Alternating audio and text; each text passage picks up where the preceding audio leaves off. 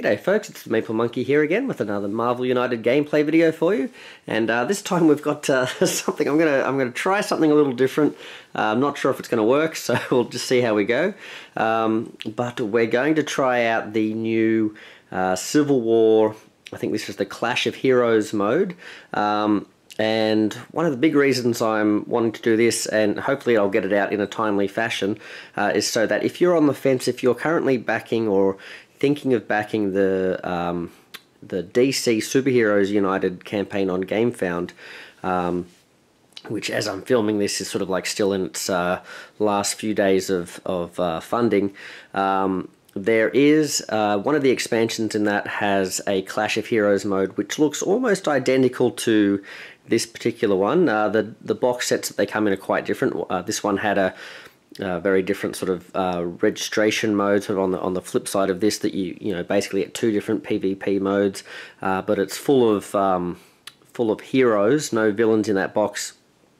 And then in the DC one that's looking like it's coming out is there's a range of different things. I think there might be one or two anti-heroes, maybe, I'm not sure about that, but I think there's at least one villain. Maybe it's an anti-hero is the villain sort of thing in that one. Yeah, you get a bunch of heroes. It looks like you only get the one PvP mode, but that mode is this Civil War, and as far as I can tell, they look identical in terms of how not Civil War, sorry, the Clash of Heroes mode works.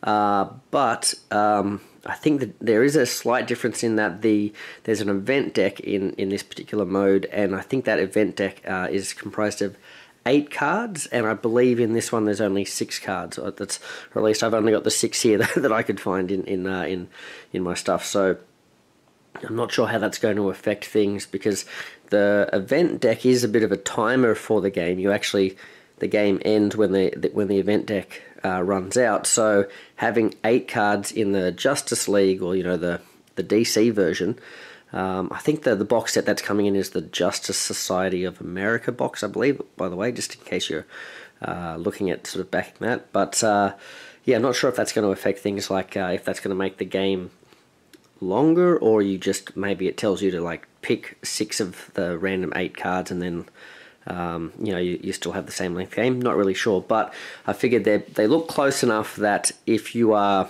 on the fence, you're not sure whether that's a box for you, whether you feel like the PvP is going to be worth it for you, you can check this out. Also, if you're someone that's backed the multiverse campaign, and you have a copy of the Civil War, but you sort of backed it not knowing whether you wanted to keep it, maybe you want to sort of sell it on or not, this will give you an idea of what it's like as well. Now, I say it'll give you an idea because I'm just here by my lonesome, so I'm going to be basically changing hats sort of thing. I'm going to be playing both sides and just trying to simulate the feel of what the game would be like, but obviously I'm not going to be able to really capture that feeling of like the back and forth around the table, and the joshing and the joking and all that sort of stuff that I'm sure would go on when you actually have 2 teams worth of people controlling these. So yeah, but anyway, hopefully this will give you a pretty good idea of what it's like, and you can judge for yourself sort of thing. So yeah, let's get into it. So we have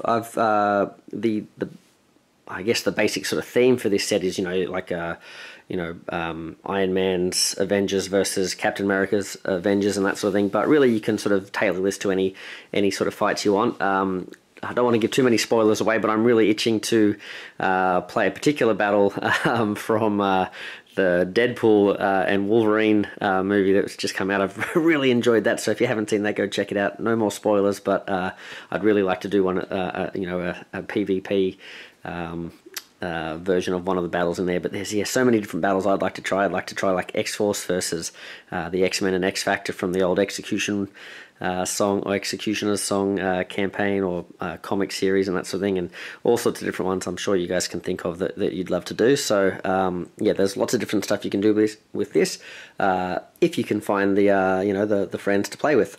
So yeah, let's check out what I've decided to do today, which is I wanted to show off one of the other boxes. One of the things I've been trying to do as well, by the way. This is a really long rambling start, sorry guys, but you can always fast forward to the gameplay. But I have been trying to go through and show off the different expansion sets so that people can, again, make some decisions about what they want to sell on, what they want to keep, what they might want to try and find on the second-hand market and that sort of thing.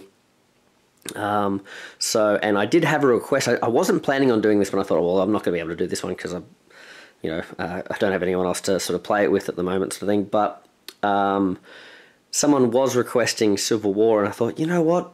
I can probably give it a shot and we'll see how we go. So if this is terrible, then this will never see the light of day, but who knows? Hopefully we'll get through it. But yeah, I thought we'll try this. And one of the other boxes I haven't shown off yet is the War of Kings box with the Inhumans. So I thought, well, this will be fun. I can use an Inhumans team, and then I can use another spacey sort of team. And for that, I've been dying to play with the Starjammers. But again, because I've been featuring all these different expansions, I haven't really had the opportunity to show off much from the promo box. I've kind of been steering away, from that because I wanted to show off content from the other different expansion boxes. And someone was asking for the US Agent as well, who happened to be my most anticipated villain design. I really was looking forward to that. So yeah, that's the reason I haven't shown that one off yet. So it will be coming. I will show that villain off, but I want to get through the other expansion boxes first. But yeah, so this game is going to be Inhumans and Starjammers. So let's have a look at the general setup for this board. So I guess we start with the middle here. You can see, and it does have this other side over here, this registration clash, which is a very asymmetrical sort of game. But here we have these 6 sort of regions around the outside with these 2 heroic tokens on each, and it says public endorsement. So these are sort of oriented sort of towards the different, the 6 different locations around the board. And then you have this score tracker that starts at 0 and goes all the way up to 45. And it's interesting, it goes this way. I'll have to remember that. Okay, hits 40 and then 45. Now 40 is sort of like an end point. So if one of the teams has scored 40, that sort of triggers end game as well. But obviously you can go past it. But the other way I mentioned, is that you can actually end the game if you run out of event cards, and at which point you just see who's further up on the track, sort of thing. You'll also notice these green spots here. So if we pass the green spots, that's going to trigger more civilians and thugs being put out on the board. So we'll have a look at that as well. So in fact, I think that's down here. So at the end of each turn, draw 1 population card for each green square that was just reached or surpassed for the first time, if any. Okay, so end of any turn that happens, we do this. Now, overflow. The team that controls the overflowed location must choose one of their heroes to take 1 unpreventable damage. And it doesn't say in that location, so that's, I'm pretty sure, anywhere. So gaining locations is great because you get points for doing it, and you also then get access to the end of turn effects of those locations, but you're opening yourself up to overflow there as well. So and you'll notice there's a little red arrow and a little blue arrows that points at where the starting location for the blue team is and the starting location for the red team. So that's the main board there. Hopefully that makes sense. We'll put that down. Is that covering anything? There we go. Now I'm actually using blue and red, but I'm using some translucent ones. I think both of these are from different core sets. I'm not sure, but there is a blue and a red one in this set as well, but they're sort of like a solid color sort of thing. But I like the look of these, so I'm going to use these. So they start on the 0.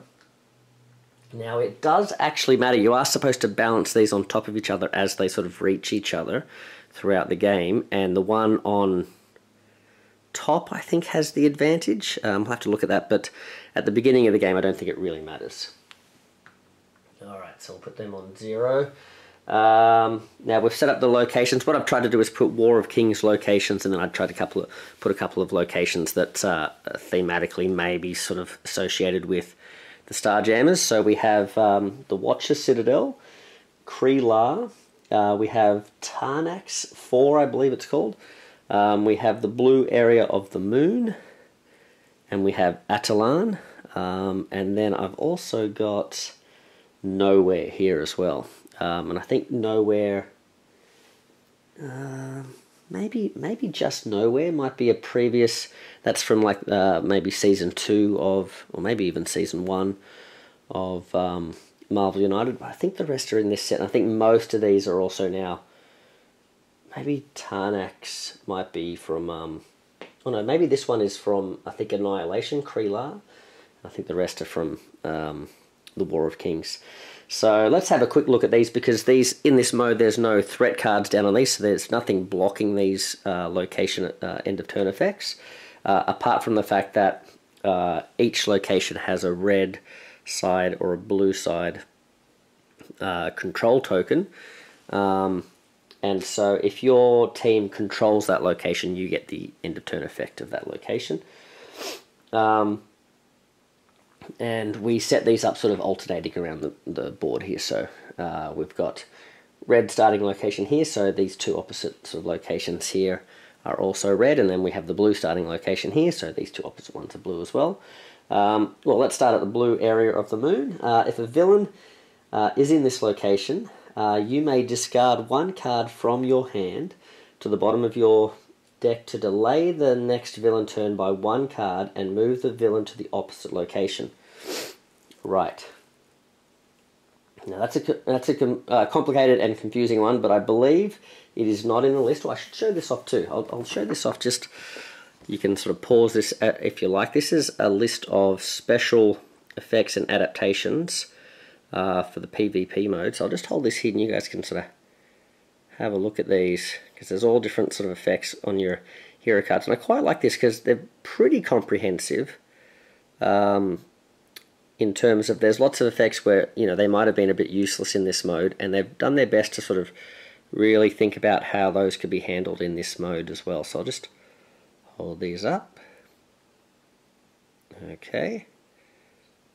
And these are some banned locations, and I don't remember that blue one being on here, the blue area of the moon, so I guess it's legal. And you can see some other things there that are not compatible with this mode. Now it does talk about, when referring to the villain, it refers to like the enemy heroes. Discard a card from your hand to delay the next villain turn. So there is an effect for delaying the next villain turn. Well, it says accelerate the next villain turn. What delay the next villain turn? Oh yeah, here we go. The hero won't benefit from a single symbol of their choice. So there you go. So you can do that effect to them instead, and then I'm assuming you also get to throw them to the other side of the opposite side as well. So that's interesting. So that's that one. Then we've got end of turn. You may look at the top two cards of the master plan deck and put them back on top in the same order. So we'll have a look at what that means down the track. You might have just read it yourself. Hopefully you'll know what it does. Over here we've got Kreelar. You may discard a card to reveal the top card of your hero deck. Gain action tokens equal to the symbols at the bottom of the card you revealed. Now this one here is an end of turn effect that's mandatory, so I believe this one actually affects everyone, even if you're not in control of this location. You must randomly flip all the thugs and civilians in this location. I think that actually means like pick them up and throw them, so I'm going to have to... Oh, that's interesting. I'm going to have to get some of those guys out, the actual tokens, because I'm using these guys, aren't I? So that's not going to work. So I'll have to do that. But then, yeah, basically if you get more thugs, you take a damage. If there are more civilians, you draw a card. Right. Then over here we have you you discard an action token to gain 2 action tokens of your choice. Alright, so you can trade them in for more. And then over here we've got Atalan. You may draw up to 2 cards and then discard the same number of cards from your hand to the bottom of your deck. So basically you sort of cycle through your deck there. So that's the locations. I've already explained which of the locations are in control of which, or which teams are in control of each location. Let's go through and have a look now at these decks here. So we've got, this is the population deck here. So like we mentioned, anytime the trackers hit one of those green spots for the first time we flip this up. So draw. Let's have a look. Draw one population card for each green square that was just reached or surpassed for the first time. Okay, so I don't think that means like if the red one goes past the 5, if the blue one then catches up to the 5, that you don't get to do that one. It's only like the first time throughout. I suppose you could play a super population mode if you wanted to, where if you wanted lots of these guys coming out, where you could have it every time each individual tracker hits the green spots too.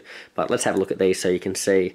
We use the arrows here to orient us to what's happening, and it shows you where they get put out. So there we go. So we'll just shuffle those up.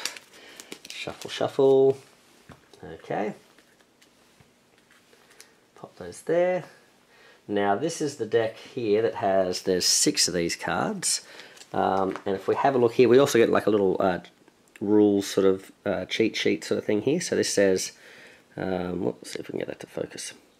So this is the round sequence. So after 4 heroes have taken their turn, 2 for each team, playing back and forth, a round ends and the following steps are resolved. You reveal an event card and resolve it. If you can't reveal an event card, the game ends. Check for initiative. The team that is trailing starts the new round with their following hero in turn sequence. And then the first hero of each round should take this card as a reminder. We flip it over. Clash of Heroes. So rewards. So this is what you're trying to do throughout the game, is rescue civilians, get a point. Defeat thugs, get a point. Gain control of a location, which is done by spending 2 of the heroics in that particular location, and you can't do it you can't protect your own. You essentially gain it, and then the enemy can just work towards getting rid of it. Then you'd have to sort of try and get it back yourself, sort of thing. So gain control of a location, get a point, and then KOing an enemy, advance 5 spaces, so get 5 points. So that's the big one, really. Now tiebreakers at the end of the game. The team that controls the most locations would be the winner if there's a tie based on the points, or the team whose tracker is below.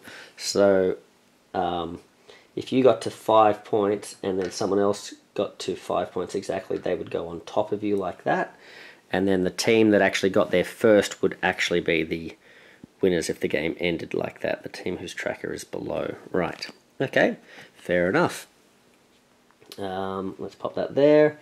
So these are the event cards here, so I'm sure we'll see these soon enough, so I'll just shuffle these up.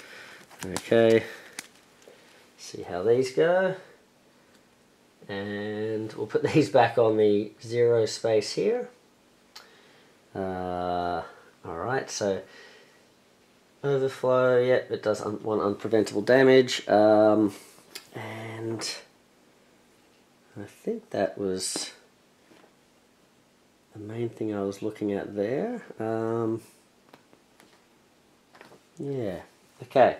Another thing we should mention is we have these little shield tokens. You'll see there's a shield side and like a blocked shield side or a crossed out shield side there. So these are given to the players in this PvP mode. I think maybe in the registration mode, one or both of the teams might have 2 of these per player. But in this mode it says to just give 1 per player. And essentially these sort of block an incoming attack sort of thing, so you flip them over. Even if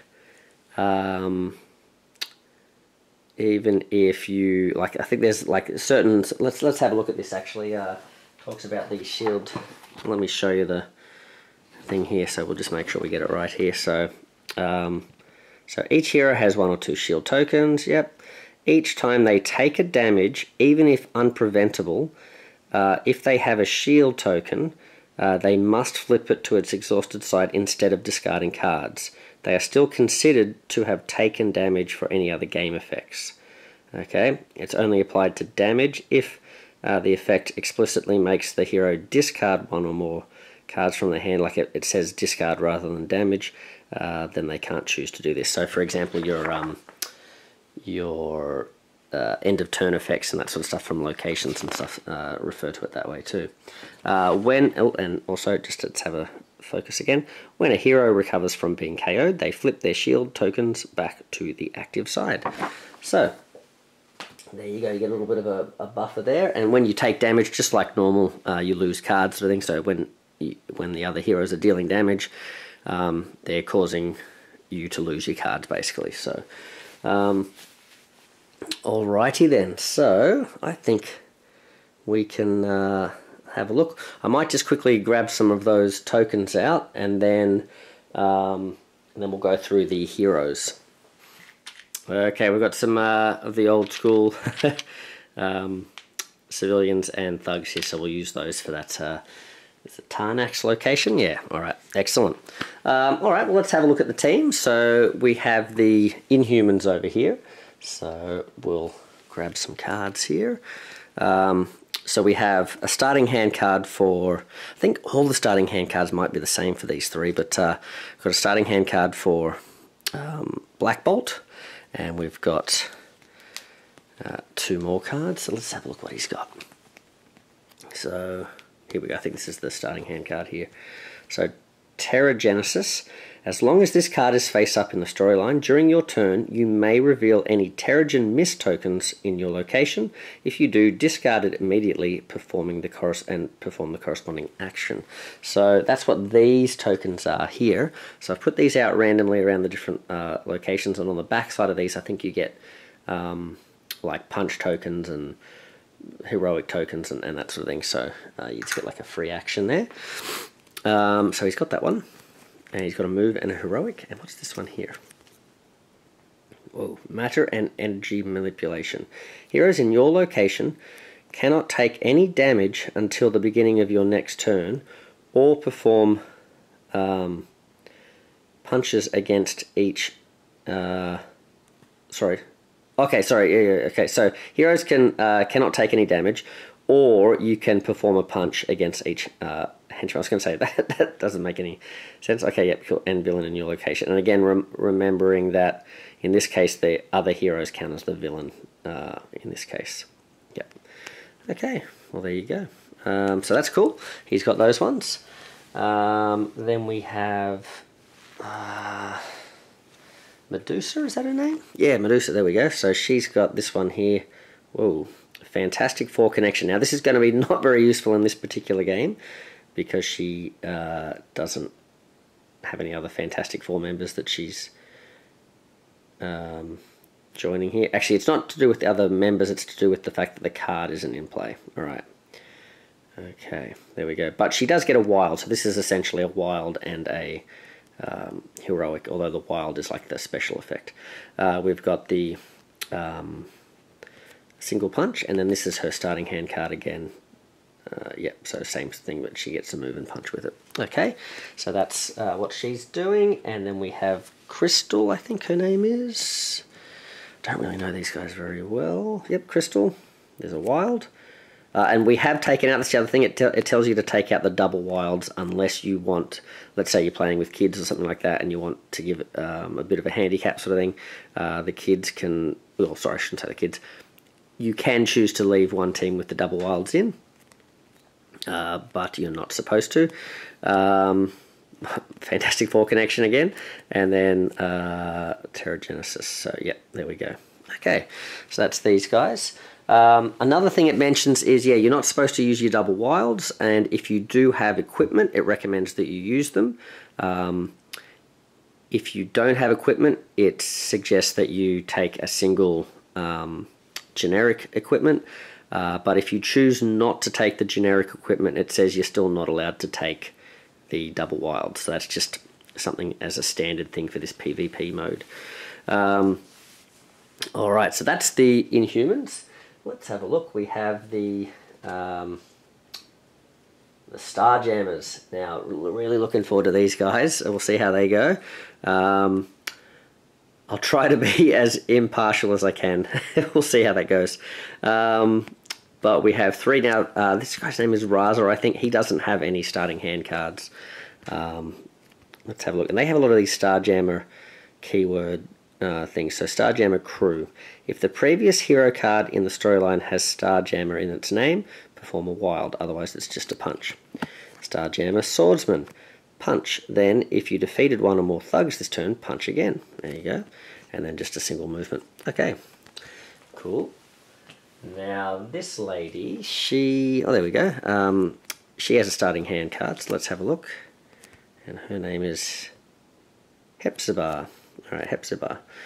She has acute senses. As long as this card is face up in the storyline, once per villain turn, if a villain ends their movement in your location, you may immediately move to an adjacent one. Okay, and it talks about that in the rules. I think in this case, when you can trigger this, I think when the enemy enters your zone, not just ends their turn here, but we'll have to double check that. Okay, and what else has she got? She's got a wild, and she's got this one here, which is Starjammer Crew. Yep. There we go. Okay. So, Starjammers. So you can see there's some synergy with both of these guys. You know, these guys use the Terrigen Mist, and these guys use each other's sort of like Starjammer cards. This is Ben Stiller. He has Starjammer Pilot. Each other hero, this is his starting hand location, isn't it? Yep. Each other hero in your location may immediately perform a move or a double move. Wow. And it's just a move. So as an opening one, I mean, it doesn't get you much, but it really helps you spread out and get to places you want to be early on. That's an interesting one. It's not the sort of starting hand one you would always necessarily want to play, because it's not one of those ones that always is in play. Like this seems like a one-off, right? It's not like a as long as this card is in effect sort of thing. You've got a single heroic there, and what does this say? Oh, another Starjammer Crew one. Wow. I promise I shuffled these. We seem to have a lot of these crew ones out to start with. Okay. Wonder if they only have one of those in their deck or if they have two. But we've taken out the... I don't know. Oh, you probably can't see that, but we have taken out all the double wilds over there. And these guys... I don't know if you can see that. These guys are over here too. Okay, double wilds are out. I think we can get started. Yeah, alright, well, let's get to it. I probably should have... I should have had... I wish I had the what is it, the two-faced coin or something. Well, look, since I am a fan of the Starjammers, probably I would have to say, you know, I'm a little bit more rooting for them in this one. Let's give the advantage to the Inhumans just to show that I'm, you know, a very fair and impartial player. Alright, let's do it. Okay, Inhumans. Let's see. So what we're supposed to do is start them sort of we play kind of like two separate storylines. So there's a storyline that's going to go around this way and a storyline coming around this way. So I figure what we'll do, we'll start with the Inhumans here and work our way around this way. And we'll start with the Starjammers over this way and go around. So Black Bolt, we're going to start with you. And he's supposed to draw a card. Okay, so we'll just draw this single wild. Okay, and I feel like, yeah, let's use this Terra Genesis stuff while we can, I guess. Get a good start, I guess. I mean, we could save it, but let's just get on with it. Alright, so he's going to do a move and a heroic, plus he can Terra Genesis here. So, now we are in charge of the blue, but we're not in charge of these two. So if we want to get these effects, these effects don't look that important anyway. So what I'm going to do, I'm going to head, I think, well, there's a heroic, let's see. Heroic over here. I'm going to go this way with Black Bolt. He's going to fly over nowhere and scream at it, and half of it will fall apart here. Now, let's see. This, as long as this card is face up in the storyline, you may reveal any Terrigen Mist token in your location, and if you do, discard it to immediately perform the corresponding action.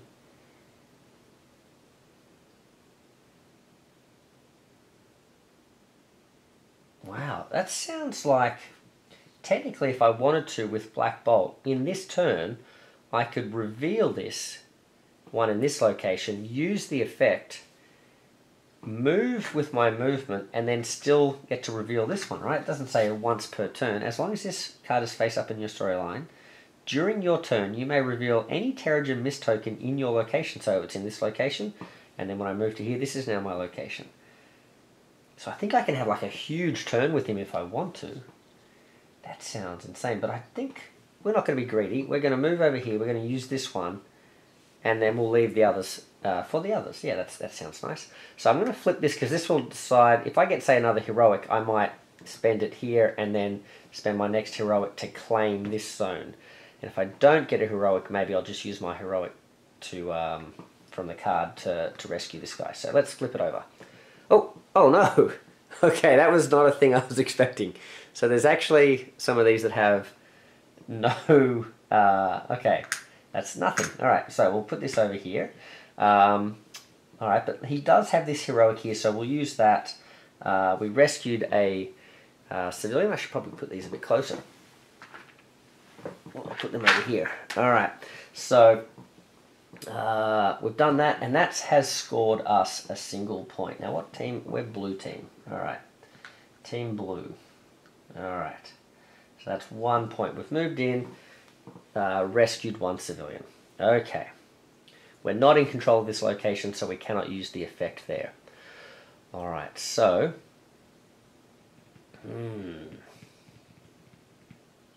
Alright, so then, now what we're supposed to do is alternate. So we did one turn, now we do one turn for the Starjammers. Then we do one turn, back and forth like that. That's how that goes. Alright. Yep, just double checking. Yes, that's right. Yep. Okay, so in that case, it's going to be Star-Lord. We're going to get started with Star-Lord here. He's got his 4 cards. He's got his ones that he had there. He's also drawn this leader card here, Starjammer Leader. So, give a wild token from the pool to another hero. Well, that sounds pretty good.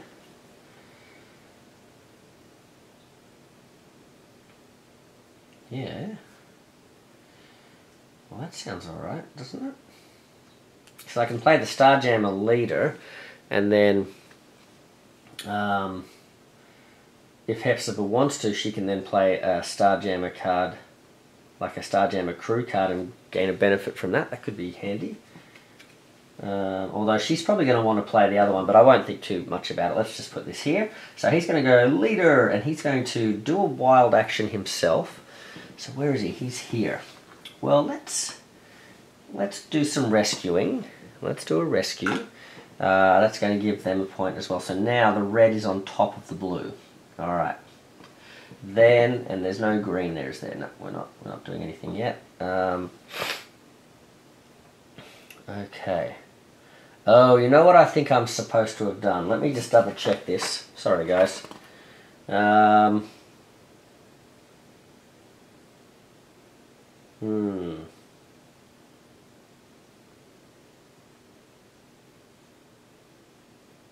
Yeah, sorry, I'm supposed to have, I am supposed to have started the game with one population card. So let's do that. Let's quickly do that. So we're actually adding a civilian and a thug to this location, which would not have overflown it. But that's just something we needed to have done. We needed to put a civilian in this location. We needed to put a thug in each of these 2 locations. Right. So there we go. Alright, sorry guys, there we go. Alright. Now, let's see. So I've done that. I've got to give a wild token to... Let's give a wild token to... Well, Hepzibah, since she's coming up next, we can use that. And then... we're ending our turn here, so we can discard a card. To reveal the top card of your hero deck and gain action tokens equal to the symbols. You know what? Let's do it now. This is not something we can use our shield against. I think I'm just going to lose this single guy here. Alright, let's take a damage. This sounds like a thing the Corsairs, not the Corsairs, that's his name. the Starjammers will do. You know, they're pirates, they do some risky things here. Gain action tokens equal to the symbols at the bottom of the card you revealed. Okay. So what's he got? Oh no, alright, well, we traded in 1 health for a punch. That's alright, we'll take it. I guess we can leave that revealed because we know that's coming up, I guess.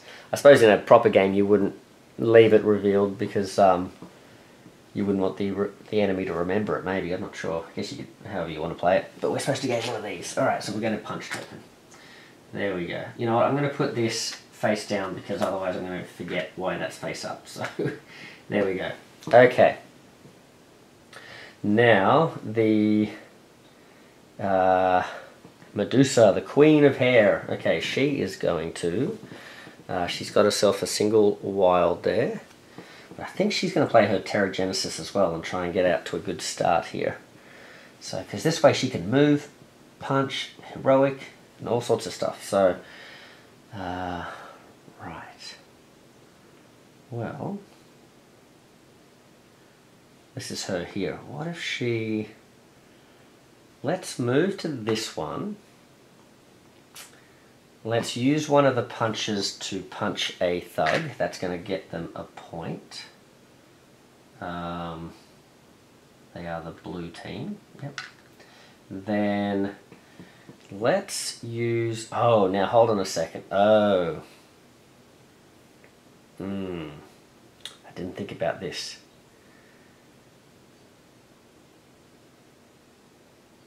Oh, I've still got movement, so I was going to say, because if I wait to see if this is a heroic, I was thinking, oh, okay, I can do the heroic here and the heroic here, but if there's no heroic, I'm like, oh, well, I should have stayed behind and done a heroic to rescue one of these guys. But what I can do is I can keep moving and rescue this guy over here, or even maybe move back. So let's do that. So we'll flip this over using Terragenesis. So we've used 1 move and 1 punch. Flip this over. It is a heroic. So there we go. So we're going to... Yeah, I think let's do it. Let's show this off. So we're going to put 2 heroic tokens down here. That is going to claim this location for us now. So we flip that over. Okay.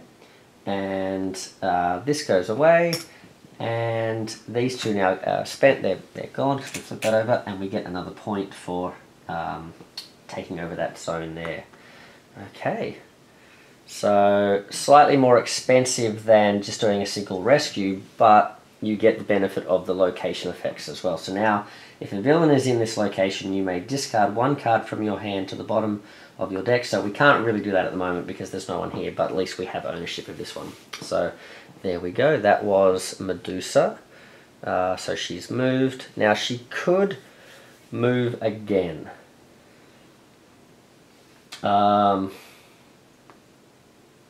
I don't know that I want to put myself in danger over there. I could move again and get this advantage. This is you may draw up to 2 cards and then discard them. I suppose that's not a bad idea because I've got all 3 of these are singles and then this one only really is helpful. I mean, it's got a wild on it, but it's not the best, so maybe let's do that. Maybe we'll head back to this location. Because yeah, we're not using that effect anyway. You may draw up to 2 cards and then discard the same number of cards from your hand to the bottom of your deck. The other thing I could do is I could flip this over now as well, but I think I'll leave it. Yeah, you may draw up to 2 cards and then... the other thing is really interesting about this as well is you can see which locations are owned by the enemy, and if they look like they're close to overflowing, you want to really like push past these green spots when that's happening. So that's interesting. I'm looking at this going, well, if I flip this over and if it gave me enough, I could gain some more points, but I'm 2 points behind, so I don't think I'm going to be able to do that. Alright, so let's do this effect here. I can draw up to 2 cards from and then discard the same number from your hand at the bottom of your deck. So let's do it. Let's draw 2. Okay, there we go, we've got a move and a heroic, and we've got this super bond with Black Bolt. That sounds pretty cool. So let's take those, and let's get rid of Oh, that's pretty good though. Let's get rid of these two. Alright, so we'll put the wild on top, put them underneath. There we go. Okay. Well, there you go. She's got her cards ready to go for the next round. And it is time for the Starjammers. So Hepzibah is going to go next. She's got a wild here. She's going to draw a card. She's got herself a heroic and a punch there she's just drawn. I think I want to put this acute senses down. You know what, I don't think I necessarily need it straight away though. So maybe I should make use of this Starjammer crew card, because we just had Corsair play a Starjammer card down, didn't we? Yeah, let's do that, I think. So I'm going to play that. That's going to give us a move and a heroic. It's also going to give us a wild action.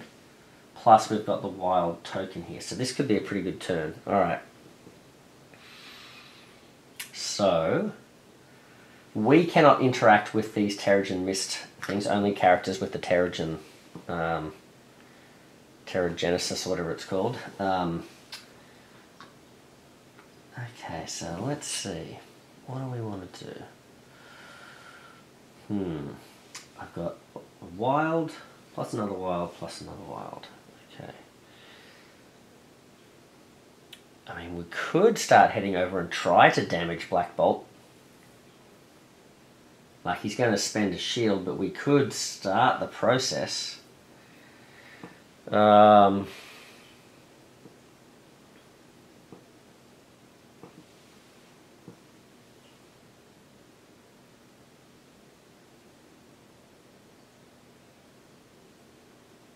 I don't think it's the time. We don't have a lot of... Well, we've got wilds, but they're not really sort of... We're not backed up with a lot of punches here. So let's not do that. Let's do some other stuff. Let's have a look here.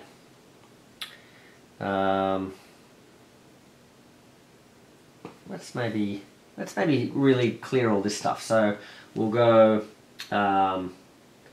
we've got a star, so we'll do a rescue. There we go. That's 1 point. Then... if we spend our heroic action from the Starjammer ship, we can punch this thug. Okay, that gives us another point. Then we can, so we've used everything on that card. Now we can, sorry, we haven't moved, so if we move we can use that one and that one. We could use both of those.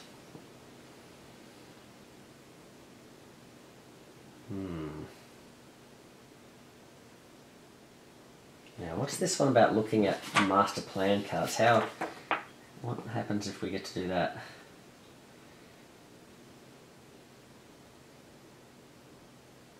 I'm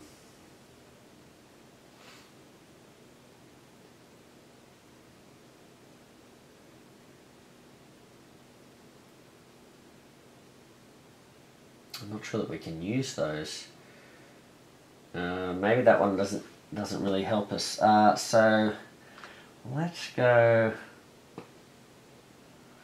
I want to go here, but this this location looks a bit scary. But that's all right. Why don't we try it? Okay. So let's do one punch and one rescue. Okay. Oh, hold on. What am I looking? Sorry. I just realised there's another civilian here, so let's rescue that civilian with one of the wilds. Then we'll move and we'll spend the last one and we'll do this one. So there we go. That way we don't have to end up in a scary spot over there. Okay, so we've spent our wild. We've done a whole bunch of rescuing and punching there. I think that was all legal. Now you may look at the top two cards of the master plan deck and then put them back on top in the same order. I don't know if that means you're allowed to look at the enemy's cards. It talks here about master plan card deck refers to one of the enemy hero cards or decks. I guess you can, yeah. I guess so, yeah. Alright, well, I'm not really going to worry too much about that, but that's a thing you could do. Now, I haven't spent the things to take... Oh, you know what? I didn't even take over that location, so it's a moot point. Yep, there you go. I can't use that because it's a blue team thing. Alright. Sorry, guys. Okay, so we've done that. That's pretty cool. I think I was supposed to give myself an extra couple of points there too, wasn't I? 1, 2, because there were... yeah, there were 3 on here and there was 1 here, so that's 1, 2, 3, 4 points. So we're on 5 points now with the Starjammers. That is going to mean at the end of this turn we flip a population card down and we get... Oh, see, we were hoping to flood this area, but we've just actually put more in our spot there. So we've got a red and a blue, and we've got a red down here, so not quite overflowing, and we've got a blue and a blue over this way. So 1 here and 1 over here. There we go. All right. So now we have to play. Oh, and also at the end of that round, we're also, because that was the end of the 4th hero turn, that's the end of a round, we have to do an event, and it does say to do the, if you have to play an event and a population at the same time, you play the population first, then the event. So we're going to do our first event. Here we go. There we go. We're 1 round down out of 6, I think there are. Okay. So, Henchmen on the Loose. Until the next event, each thug requires 2 damage to be defeated. Interesting. So this is where things can get a bit out of control with overflowing and that sort of thing. So, alright. So, okay. Team Blue. Well, we're up to Crystal's turn. She's got a bunch of stuff here. She might be doing some Terragenesis. She also is going to draw a card. She gets a single heroic. Now I do want to get rid of some of these things here, and it's definitely going to be a lot easier to reduce this by doing heroics. So we've been given a punch, but that punch isn't going to be enough yet. So what we can do, we'll play this down. Let's hope for a punch, and then we could maybe get rid of that thug. Oh, we did. We got a punch, so we can spend 1 punch immediately with our other punch to get rid of this thug. That's going to give us 1 point. Now we put that over here. Now if we want to start using this Terragenesis stuff, we have to start heading over to the enemy zone too, don't we? Put ourselves at risk. Okay, so we've done that. We now can move twice and we can use a heroic. So I still don't like the looks of how full this is, so I think I'm going to use the heroic action here.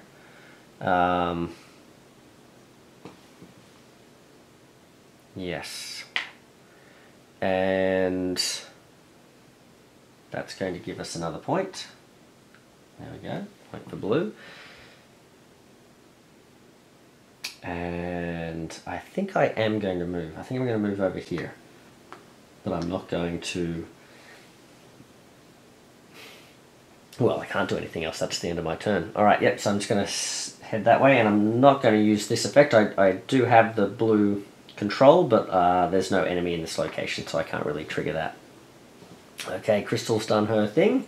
So it's up to Raza. Alright, Raza. Raza's drawn up. He's drawn his Starjammer crew, not to be left out. Okay. So, and there does happen to be another Starjammer card here, so, man, we can really combo these things together. Starjammer Swordsman Punch, then if you defeated one or more thugs, you can punch again. Interesting. But the thugs do require more than 1 punch though, don't they? And then we've only got this one here. Oh, well, this answers the question, do they have any Starjammer crew cards do they have? They have at least 2. So there's 2 Starjammer crew cards there. Oh, of varying quality too. Well... what have I got? A move and a heroic. There's not much going on over here though, is there? Who's coming up next? It's Corsair, so he's not really going to be in that much of a position to do much. Well, what am I going to do with you, Raza?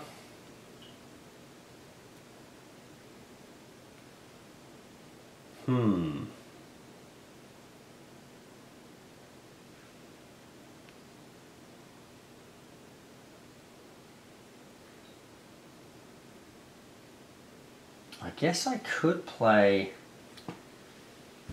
that one down. And then I would get I'd get a movement plus a wild, which I could use as a movement. I could use that to get myself right over here. And do a single punch, which would knock the shield off Crystal. But that, oh, and then Black Bolt's going next, so he's a bit far away, so he won't be able to come over here and fling me to the other side too. So maybe that could work. Let's try it. Alright, so we've got a movement. We've played our Starjammer crew card, so we get to have a wild, so we'll use that extra wild as the extra movement. Then on the way, we'll rescue this civilian and this civilian.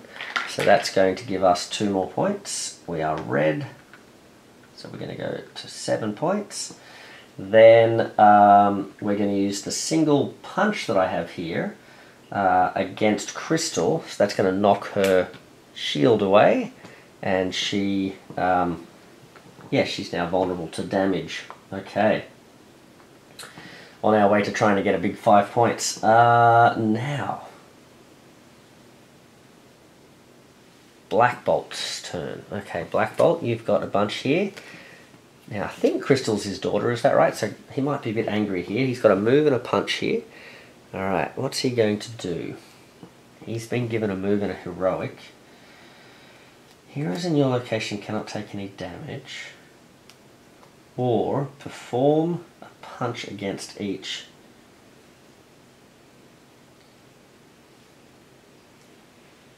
Thug villain in your location. So he could get there and just do a single sort of punch against him. The punch wouldn't be great against the thugs though, because it would be a single punch against each and they would block that. What else has he got? He's got a move and punch. So he could do this.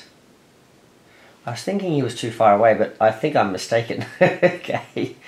He can fling old Razaro. I think that's what he's going to do. It sounds pretty thematic, right? He would probably do this. Alright. So he's going to move twice. 1, 2. On his way through, he's going to spend a heroic to rescue this guy. That's going to move their points up by 1. Then now I'm 6 to 7. Now, he's arrived in this spot and he is going to do a punch. He's going to punch Raza, and that's going to make Raza susceptible to some damage now. Now, it says here at the end, if a villain is in this location, you may discard a card. Oh, now I can take some damage to delay the next villain turn. So delay the next hero turn, as in the enemy, by 1 card and move the villain to the opposite location. Yeah, let's do it. So he's going to take a damage. Which card does he not? Yeah, he can just get rid of that single wild, I guess. Okay. Now again, this is discarding cards, so I can't use my shield against that. Alright. Then that flings Raza over to this spot here, and that's going to mean that I lose the hero won't benefit from a single symbol of their choice at the bottom of the previous hero card. And it says to do that, delay the next villain turn, so it doesn't specifically mean, I think that means just the next turn, so that's going to affect Corsair, I think. I think that's how that works. Okay, so Black Bolt's done that. Speaking of Corsair, now luckily Corsair's got his punch. There we go. Alright. So, interesting. What have we got here? So he's got a punch token. He's got unpreventable punch and another punch, but does he have enough movement to get there? Because he's going to have to lose a symbol of their choice from the previous hero card. Oh, okay. So Corsair doesn't get to choose that one, for example. He would have to choose it on Raza. But Raza's cards here. Oh, interesting. Oh, this could be good, actually. Look at this one. I don't know. I've got this one here. So, hold on a second. If I play that, then Corsair can choose to, so he has to ignore one of these. So he can choose to ignore the heroic. I don't know if I've got quite enough to do what I really want to do here, but I could make a big start on it. So I can use, I've played a Starjammer crew card, so I get that wild, because the previous card is also a Starjammer card. So I can now move and wild, so 1 and 2. Then I've got 1 punch, 2 punch, 3 punch. So I think that takes, well, and who am I talking about here? Well, Black Bolt hasn't been hurt, right? So he hasn't reduced his shield. So I'm going to attack Crystal, who has lost hers, and then she loses 1, 2, and 3 cards. So she would probably want to put Fantastic Four on top, followed probably by the Wild and then the Heroic. So she has been KO'd. Alright, down she goes. And now we're not in control of this spot, so we don't get to fling the enemy to the other side. But we have done that, and that has also scored us 5 points. 1, 2, 3, 4, 5. Now, where were we here? 1, 2, 3, 4, 5. Yep, we're. Oh, hold on. No, I did that. I did that the wrong way, didn't I? Sorry. So we were here. 1, 2, 3, 4, 5. Yes, it loops around. I've got to remember it loops around like that. Okay. All right. So we're on. I was going to say, wait a minute. How are we on 21 points? And I looked at it. I was like 19. I was like, what? Okay. There we go. So we're actually on 12 points. That makes a lot more sense. So that was a pretty big turn. And what's that? Ben Stiller movie where he looks like this guy. He's like on that Cobra team or whatever. We've also gone past the green, so we get to do one of these at the end of this turn as well. So what have we got to? Let's have a look.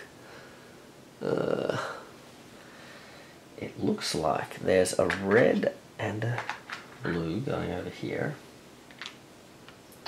Okay. Looks like there's a single red over here. Oh, they're filling up. There's a single blue over here.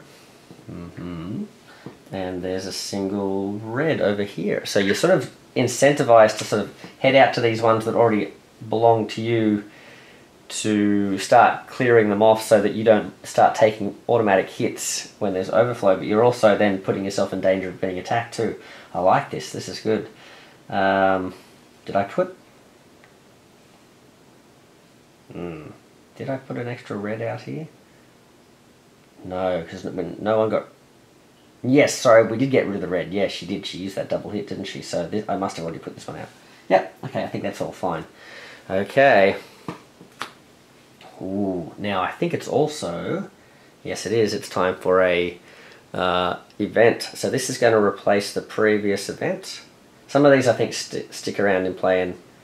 Oh, you know what I did? I put it out in here. You're not supposed to do that. Sorry, guys. I don't think you're supposed to anyway.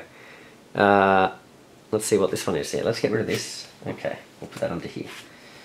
Alright, what's this one say? Until the next event, if a hero places 1 heroic on a public endorsement space, they may place an extra one there. Oh.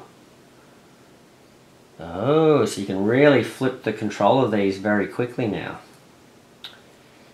Interesting. That's okay. Interesting. We'll put that there.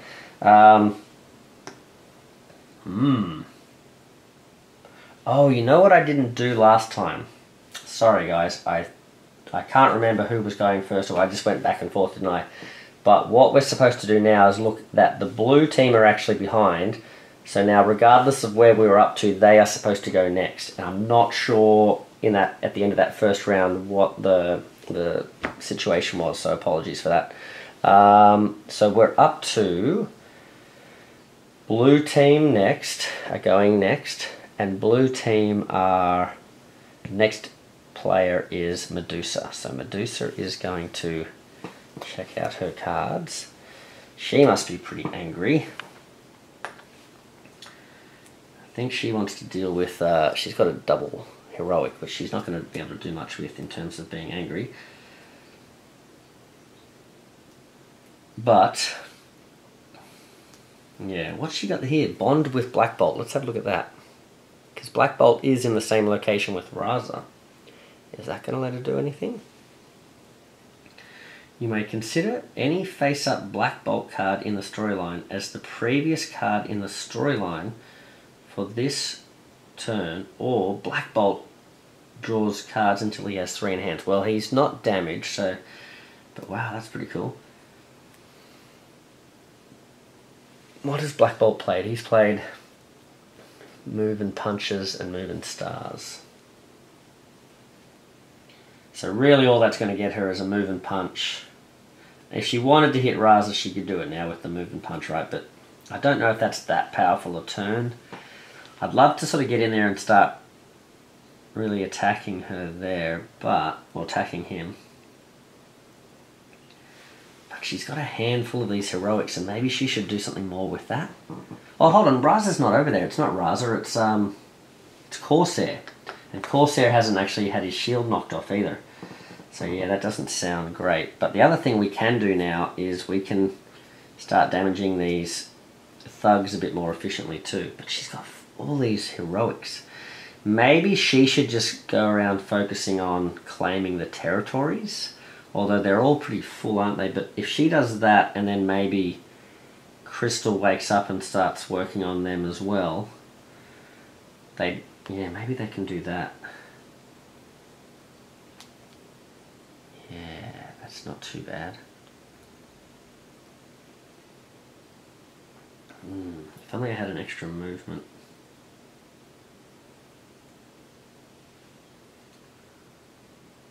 Huh.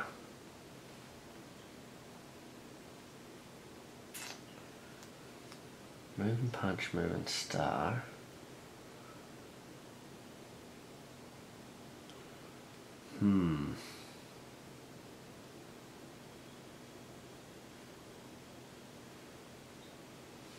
Well, what if we did this one? Move and Heroic. So what if she went 1 with the movement? Maybe not do that. Yeah, maybe move here. Then she can move again, spend 1 heroic, which lets her then place another heroic there. So she can instantly get this location, flipping it to... Wait, that is blue. Oh, sorry. Maybe she does it here. Flips that one to blue, spends the heroic here, flips it to blue. Then she moves again. So they've got all of these, and she's flipped that to blue, so she gets 1 point for that. Now, should I... I think she should... she could attack Raza while he's down. That's not too bad. Or...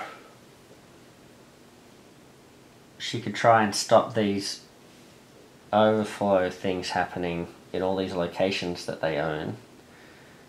So she could use the punch to, say, reduce a thug there and get themselves an extra point.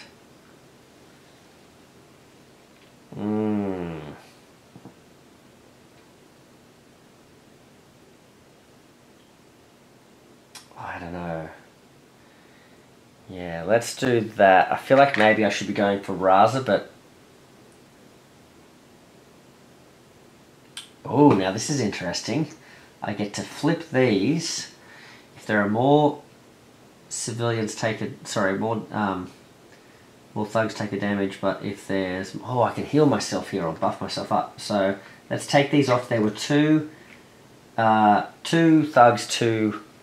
Doesn't really matter now because I'm going to flip them, but let's do 4 tokens. Alright, let's put them on the board. Oh no, we got 3 thugs. Alright, that didn't go. Okay. Medusa's not got the best plans. Alright. So Medusa, she takes a hit now. That's a damage. So I think in this case she does block it with the shield. It says, if it says damage, yeah. Okay, so she takes a damage. It doesn't discard a card. Okay. That didn't go very well. Oh, you know what I can... Oh, I forgot. Because I've already done the end of turn effect. I forgot to flip the thingy. That could have got one more down there. Yeah, oh well. Bummer. Okay, so she's taken the hit. Oh, I don't think I actually took the hit with her. So she has taken a hit. She's got to lose one of these.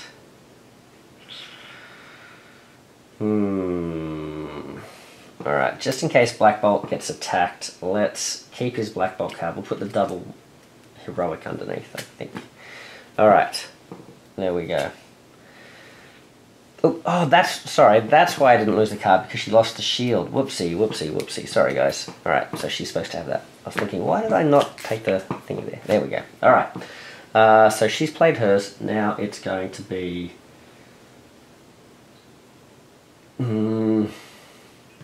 Hepzibah. Alright, Hepzibah, what are you up to? She's drawn her Starjammer card, or another one of her Starjammer cards. She could use the acute senses now, maybe. Who have we got nearby? I would like to go pick on Medusa while she's weak. Starjammer crew. The only thing is our Starjammer crew cards have a lot of heroics on them now. We probably don't want to... We probably don't want to rescue a lot of stuff from blue locations at the moment. Because they could work in our favour at the moment.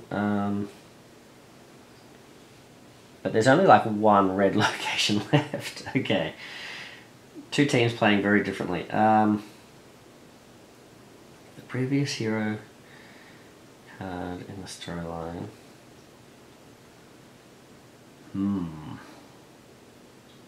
So who's over here? Black Bolt is over here. He's pretty full up on health. Got a move and a punch. Only one here. It's a Starjammer card, so I could... That's only going to let me move twice and then do, say, a single damage.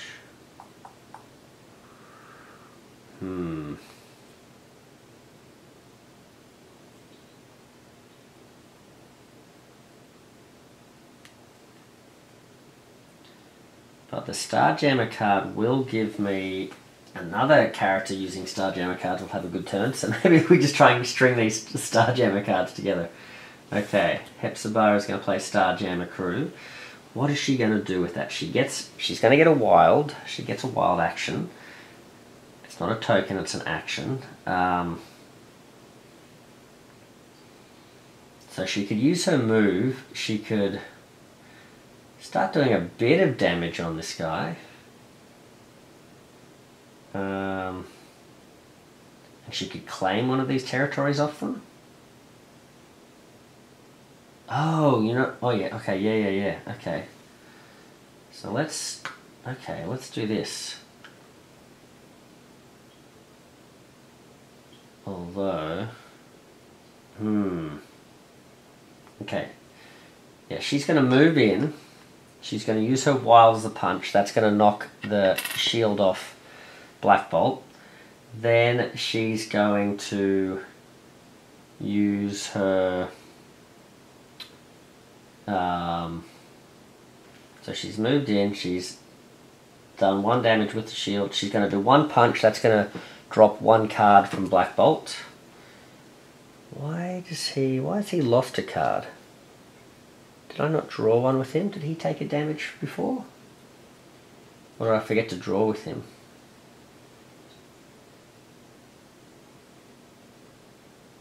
I think I must have forgot. Oh no, he chose to take a hit, didn't he? Yeah, you may discard a card. So he's weakened himself. Interesting. I didn't... Oh man, okay. Oh.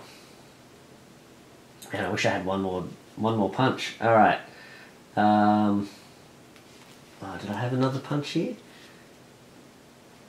No, not really, because... Yeah, okay. Alright, so I guess he probably... maybe he wants to keep his super card there. Ah, wow, okay. Hopefully Medusa can heal him before he gets KO'd here. Alright, I think that goes on top. He's got one card left. So she's done 1 damage to him, and then she's going to use her heroic to claim this location and flip it over for the red side, and that's going to give them a point. Alright. Now it is it's Crystal's turn. So Crystal wakes up, which means she flips her shield back over. So now she's got a little bit of protection. She's got 4 cards. So she's got Aerokinesis. I just realised I think I've forgotten to get one of her tokens out. She's got Double Punch. She's got Pyrokinesis. She's got a lot of kinesises. Okay. And she's got a Single Punch. Alright, what do these do? Pyrokinesis is Double Punch against a single target in an adjacent location. So she wakes up. Double Punch. Relocate any number of civilians, thugs, heroes, villains between your and adjacent locations. Oh!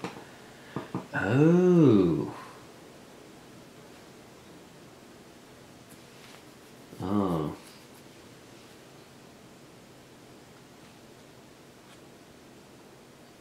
Wait a second, I don't really... Okay, hold on.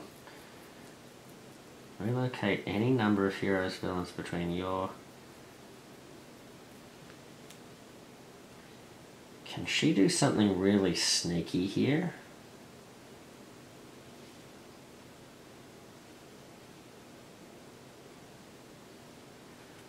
So, Raza, where are you? He's on the other side. He's open to damage. These guys aren't open to damage yet, although Corsair must have taken a damage from something.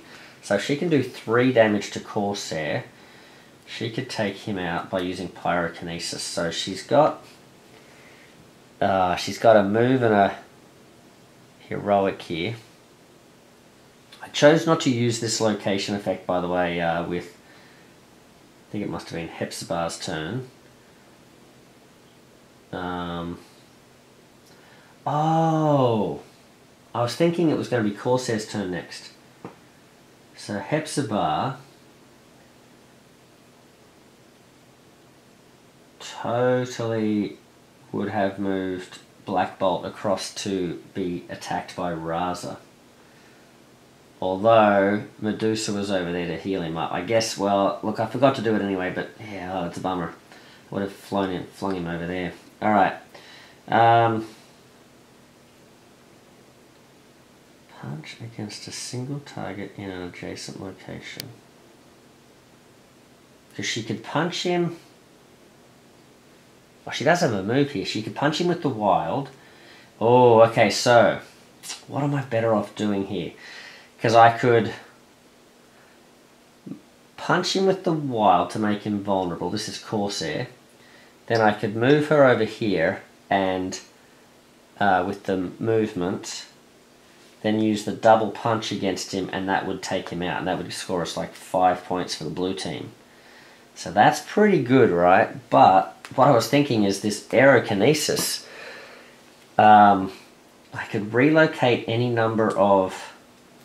So, because I'm in a precarious position here with all these things overflowing, but I could then, now that these guys have taken over this red one, I could throw...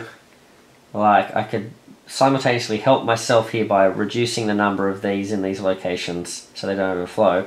Fill up this one so it makes it very likely to overflow. And then also push the enemies away. That's very tricksy. That sounds like a good move, but I think just getting the 5 points for doing the Pyrokinesis is probably where it's at, right? Yeah. Okay, so she's going to play that. She's going to play Aerokinesis. Or sorry, pyrokinesis. So she's going to do a wild attack on Corsair. That's going to flip his shield down.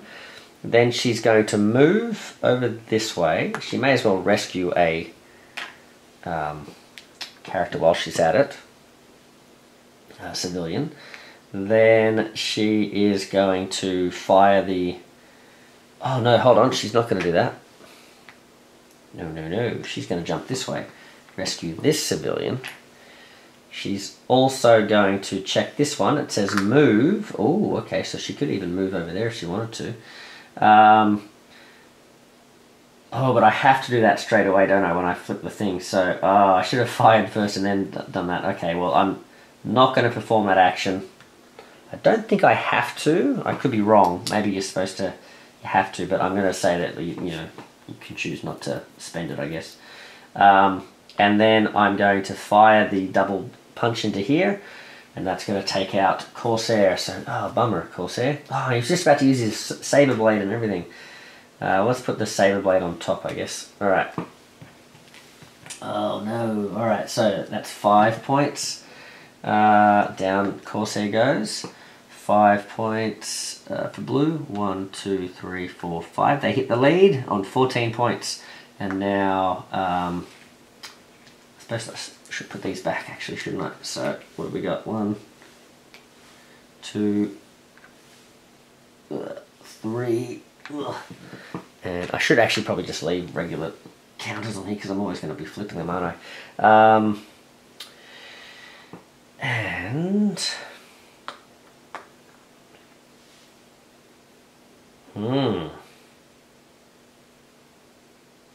What's the end of turn effect here? You may look at the top 2 cards of the Master Plan deck and put them back on top in the same order. So I can look at the hero cards and do that, but I'm not going to worry about that. Okay, that was Crystal's turn, so now it must be, who's after Hepzibah? Raza. Alright, you're gonna take that lying down, Raza, all these attacks coming our way. Alright, so we've got a move and a punch. Could be payback time here. So, oh yes, because Medusa is sitting on 3. But her shield is down, so these guys have forgotten all about territory control and just wailing on each other. Okay, so he's got a move and a punch. But he doesn't really need to move and punch. He's got this Starjammer crew card. This is probably the one you want, right? Although that's only going to give him 2 punches. He needs 3. I don't think he's got it. No, I don't think he can get it because he's got this heroic here. Oh, he doesn't have enough to take her out. Uh-oh. Can he take anyone else out? Crystal's back. Back again. Alright.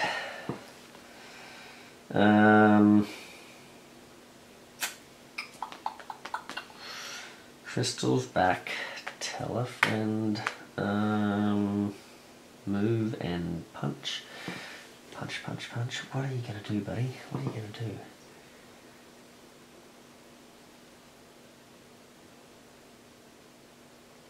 Punch, and if you defeat 1 or more thugs this turn, punch again. Well,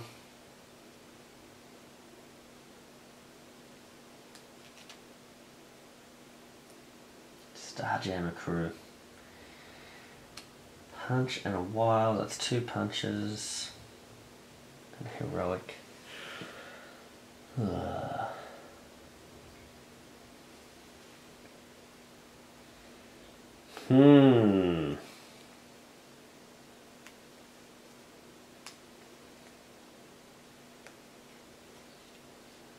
These Starjammers are going to rapidly become not as good when they run out of these Starjammer cards, aren't they? Right.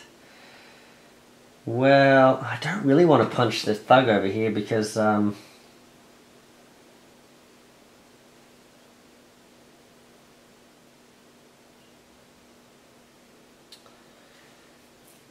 because it's going to, like, I could potentially hurt them. So maybe that's not the best one to play at the moment. Maybe I am actually better off playing this Starjammer crew one because I can't use the punch a thug and then back and forth, because I'd have to do it in here to then get the next punch to be able to affect her. And then I'm really just making it more likely that they're going to not overflow. So I think I'm going to leave it.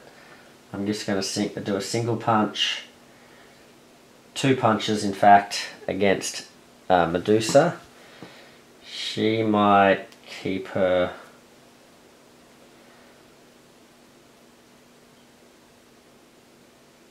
Yeah, she's going to keep her Black Bolt card so she can heal Black Bolt when it becomes her turn next. Alright. So she's going to lose these 2. Maybe put the Fantastic Four on top. Alright, there we go. She takes 2 hits, the Wild and the Punch, then the Heroic. I think...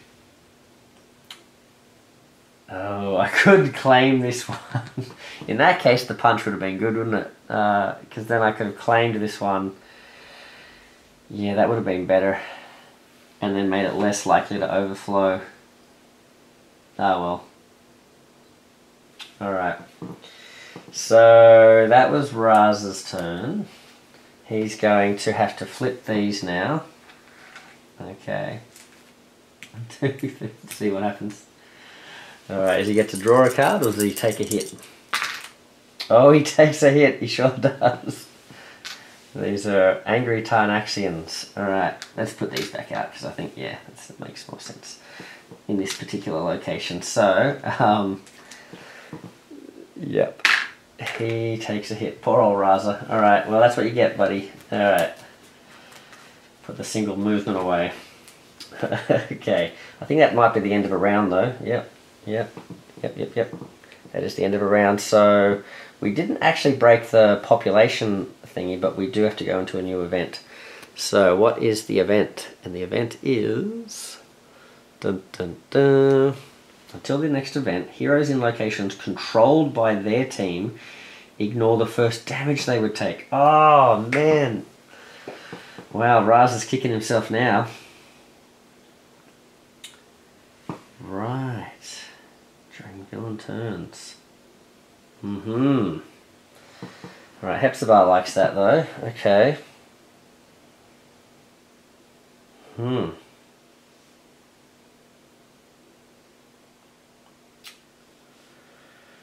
Alright. Well, who's below? It's now the red team is below, so actually the red team get to go next. Wow, that's interesting. That changes things up, doesn't it? So who's next after Raza? It's Corsair wakes up. Oh, Corsair. Aha. Oh, I think we're going to get to, we're lucky we get to pick on Black Bolt before he can heal up. 4 cards. Here we go. Starjammer. Oh, I like the sounds of that. More Starjammer. Yep. How many of these Starjammer cards are there? Alright. And he's got the Starjammer leader one as well. Oh, I like it. Okay. Well, let's just do this punchy punch, because that's all we really need. Yep, let's do it. Oops, wrong spot. Okay, Corsair. He's going to do... Well, he can do 2 damage here, plus a 3rd one, so he can do a whole bunch of damage here. Yeah, let's do it. So he's going to do a single punch to Black Bolt. That will eliminate Black Bolt for 5 points. So down he goes. He's not in a location, so until the heroes in locations controlled by their team ignore the first damage. So yes, he didn't get to do that because he's in a red team location. He's team blue.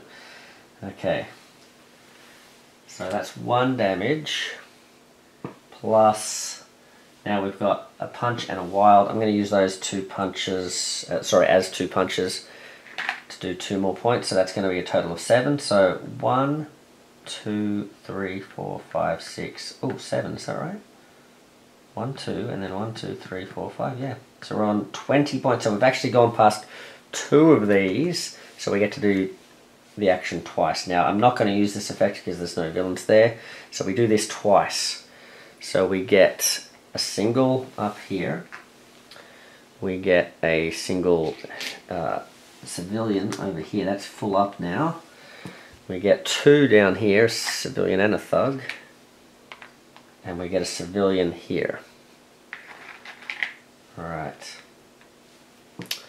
Then, let's have a look at this one. Hopefully we get some overflow here. Like we've planned for. Oh yes, I think we do. Now, the team that controls the overflowed location must choose one of their heroes to take 1 unpreventable damage. Now what I'm not sure about is that because it doesn't specify for each instance that you can't fill up, or is it just a general thing? I think it's just a general one, but maybe that's pretty full as well. We got one over here, and this one is completely full. It should get 2 thingies, so I'm just wondering if they get hit twice or if they get hit once. I think it's probably just once. Overflow. Locations. When overflow is triggered, it takes 1. It just says when overflow is triggered. So I think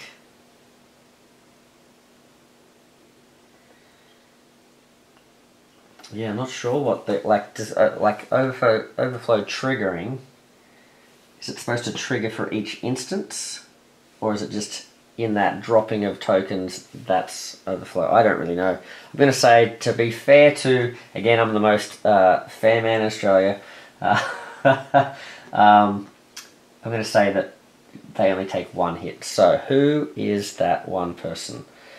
I think they would be able to choose, right? The team that must choose one of their heroes. So of course they're going to choose someone to take a damage, and that is going to be, I would assume they're going to say Crystal, because if they choose, if they choose Medusa, she's getting taken straight out. So Crystal takes a hit on her shield there, and that is it. Even though it's unpreventable damage, it talks about the shield basically blocks that. Okay. So, yes, okay.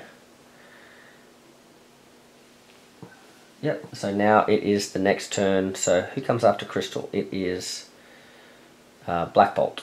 Alright, Black Bolt. That was a good turn, Corsair. Good work. Alright, now what's Black Bolt doing? He's getting 1, 2, so he's got a single punch. Oh, he's got a hypersonic scream, so he gets to do like a big, massive hit. Okay. Ooh. Oh, I think he can return the favor straight up. Oh, look at that. Okay, he's got. This looks like a cool card as well. Distribute any combination of 2. Wow, okay, that's pretty good. So he can give out 2 tokens amongst the heroes, plus he gets a wild. That's amazing. He gets to draw 1 more card. He's, oh, what? Heroic and a wild. That's pretty cool. So he's a pretty good deck, actually. He'd be fun in a normal game. But I think this hypersonic scream, let's do it, because I think we've got some heroes in the opposite loop. Oh, but they block a hit, don't they?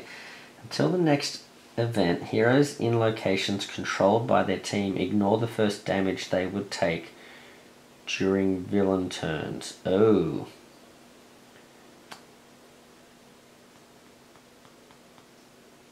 Now, Crystal, she's in a location that she controls. Was that population thing during a villain turn?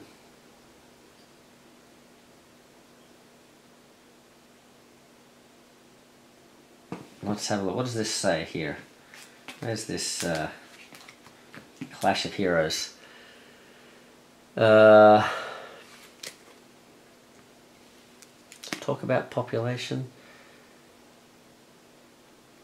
It just says, at the end of each turn, draw 1 population card. So it's like, is it at the end as in after the turn, or is it at the end as in still within the turn? I don't know. I think she's supposed to take the hit, but I could be wrong there. I suppose we did err on the side of, like, in their favour, saying it only happened once even if it was like multiple things in the same spot. But I feel like she's probably supposed to take the hit in that case, but I could be getting that wrong, so apologies guys. Definitely check that out for yourselves in the rules. But okay, we're going to do this now. Hold on. So this hypersonic scream, is this actually going to do what we need it to do? Ah, yes, because Raza's only got the 2 health. And there's Raza, oh, but Raza's not there. Raza's over... Oh no, hold on, yeah, that's right. Black Bolt is here. I keep thinking Black Bolt's over here. Black Bolt's going to wake up here. He's going to scream at Raza. And Raza's not even in a spot that he can be protected in. So he's just going to scream at Raza. There we go. So he's going to go blah, blah, blah, and knock Raza straight out. We'll put those 2 cards there. He'd want to have his move and punch straight up. Then we're supposed to flip that over too, so he's got his shield. That's going to give them 5 points. 1, 2, 3, 4, 5. Now he's also got a wild here, so what's he going to do with the wild?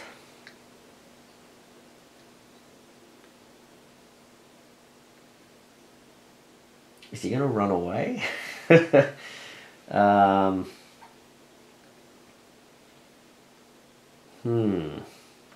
He's got some pretty good cards in hand, so I don't know that I want to cycle through my cards there.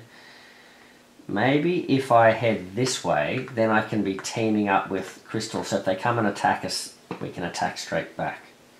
Maybe that's a good move. Okay. And he's also in a blue spot, so now he can block 1 hit as well. Okay. Yeah. Interesting. I like how, you know, one of the teams was playing where they weren't worrying too much about the locations, and they were letting the enemy get the location so that the overflow would be hurting the enemy for controlling all the locations. But now this event, this crisis thingy, what is it called, Clash of Heroes event, this is now rewarding the team that went out and claimed a lot of locations because now they're protected by it, sort of thing as well. So yeah, it's back and forth, has been interesting. Alright. So we did that. It's now, so Black Bolt I think just had his turn. Now he's not given the next player Medusa very much to work with though. That's interesting. So Corsair I think just had a turn. Must be Hepzibah's turn. Where are you, Hepzibah? You're over here. Okay, what are you going to do? What are you going to do? You've got to draw a card. Oh, mood altering manipulation. What does this do? What is that going to do? Attach a stun token to a villain or henchman in your location. Next villain turn, their BAM is cancelled and the token is discarded. Oh. That's very cool. Does Crystal have a lot of punches in? Oh, she does too. Oh, yeah, that could be a good card to play. But it would break the cycle of Starjammer cards. Although, you know what? I don't have any Starjammer cards left with Hepzibah, so she's going to be breaking the chain anyway. We've got a cute census. We could put that down. We've got a move. We've got a punch and a heroic. How many has she got? She's got 1, 2, so she's got 3. So even if I could just step in and try and take her out, right? But I don't have enough punches to do that. Okay. Yeah, let's do this. Okay, so she's going to... Oh, but hold on, she can't move if I do that. Once per villain turn... No, hold on, that's not the card I was looking for, it's this one. Yep, mood altering on. It does have a movement, thank goodness. Alright, so we're going to move. Yeah, let's move in. Now, before I move, what I'm actually going to do, I'm going to punch this thug to get ourselves a point. Then I'm going to step in and I'm going to place the stunned token. Do I have a stunned token? Let's just use... I don't think I've taken that tray out, so I'll just use this little lightning bolt one. Put that on... let's put it on her cards. There we go. So she's stunned. And stunned, what stunned does is attach a stun token to an enemy. Heroes with a stun token treat special effects on all their hero cards. Oh, special effects. Oh. That's not as good as blank until the end of their turn. So she can still use all those punches against us. Uh-oh.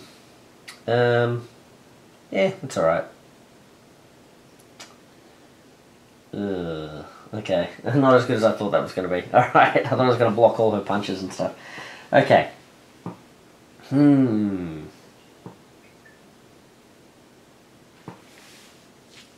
does say next villain turn their BAM is cancelled. Well, it does. Okay, so we put a stun token on, but okay, so this says the stun token. Stun token. Attach stun token to an enemy. Heroes with the stun token treat special effects on all their hero cards in the storyline as blank until the end of their turn. Then they discard their stun tokens. But then here, where it talks about BAM, consider the BAM as all the punch symbols, both at the bottom and on the special effects of the cards used by the enemy in their storyline. And this says their BAM is cancelled. So does that mean those symbols are also cancelled? But then also, this BAM is like the picture of the BAM rather than the wording of the BAM. Ew, I don't know. Alright. Anyway, she's done that. And now it is, so we did 1, 2, 3, 4, 5, 6, so it must be Black Bolt, must be Medusa's turn, so Medusa's going to draw a card. She's over here. So she's drawn herself a single heroic, and she's got this healing thing for Black Bolt, but he's got all his cards back now. She's a bit annoyed with him that he got taken out before she could use it. So she could use it to prevent damage. No, not prevent damage. She can use it to count Black Bolt cards. So she could use his, like, this one here.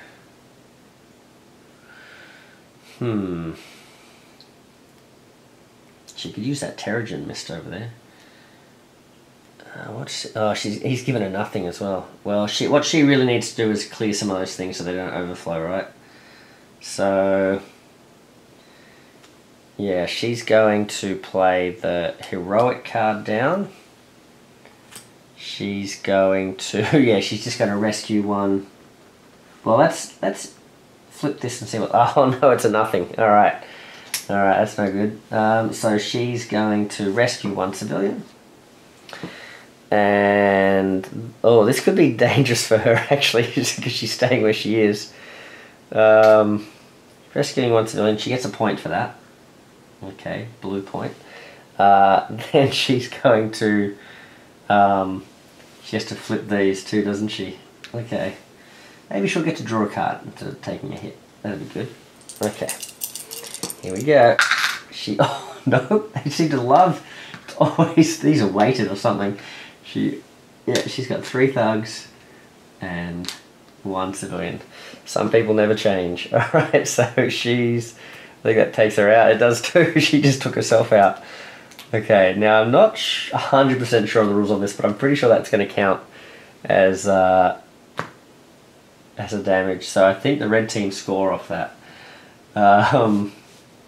1, 2, 3, 4, 5. Is that right?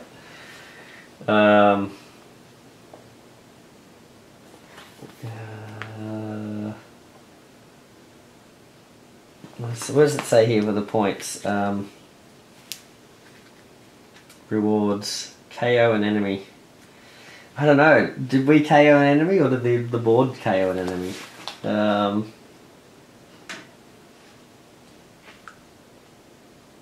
Yeah, I don't know. Let's just say that. Let's just say we get the points for it. So the Starjammers got lucky there.